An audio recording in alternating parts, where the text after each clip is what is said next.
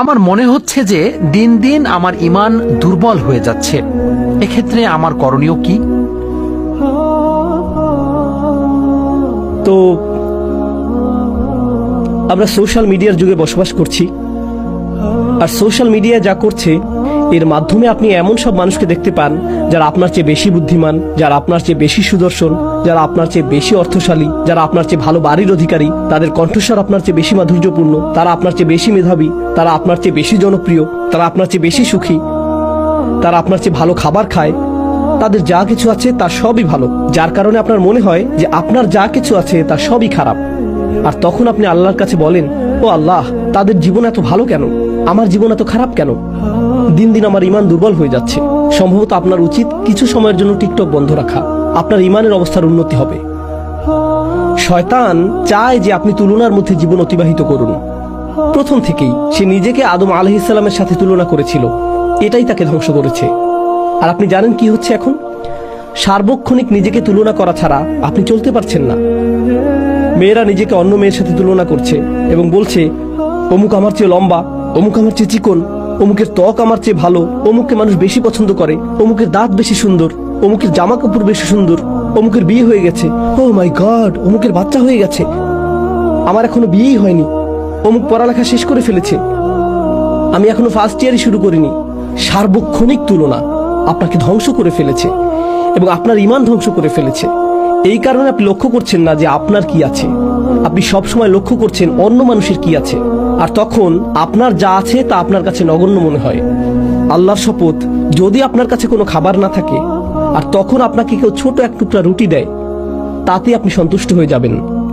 কিছু না থাকার চেয়ে সামান্য কিছু থাকাও ভালো।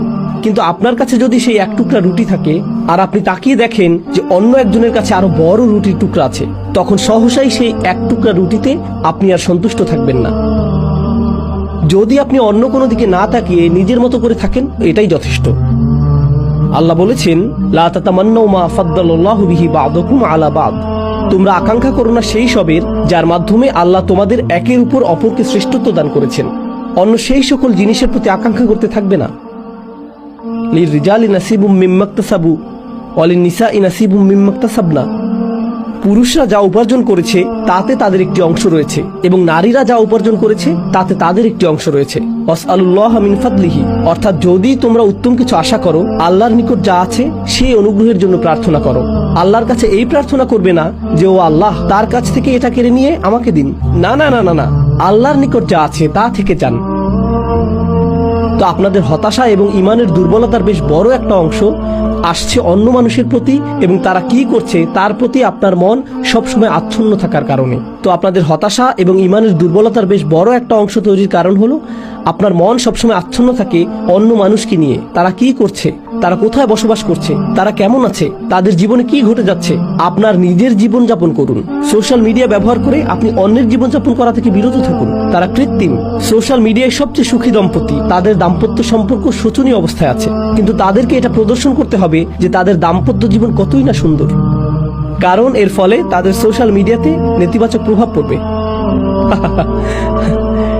এই জগৎটা কৃত্রিম, এর বড় একটি অংশ কৃত্রিমতায় পূর্ণ, আর এটাকেই আপনি মানদণ্ড মনে করছেন। এটাই আমাদের সময়ের সবচেয়ে বড় সংকটগুলোর একটি। আপনি সবসময় অপর্যাপ্ততা এবং অপরিপূর্ণতার অনুভূতিতে ভুগছেন, অথবা আল্লাহ আপনাকে পর্যাপ্ত দেননি। এটা ঈমান দুর্বল করার বড় কারণগুলোর একটি। আল্লাহ আপনাদের সবাইকে এটা থেকে রক্ষা করুন।